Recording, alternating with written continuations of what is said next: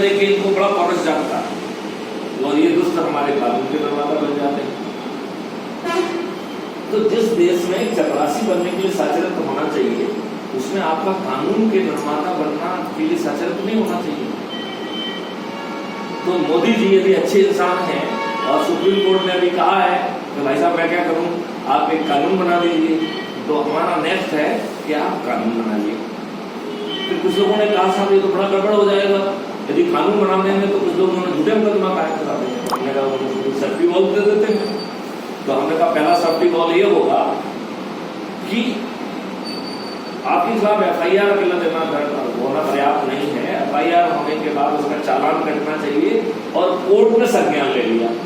यदि कोर्ट ने संज्ञान ले लिया तो इसका मतलब कुछ मटेरियल तो उसको मिल गया भाई, कितना पर्याप्त।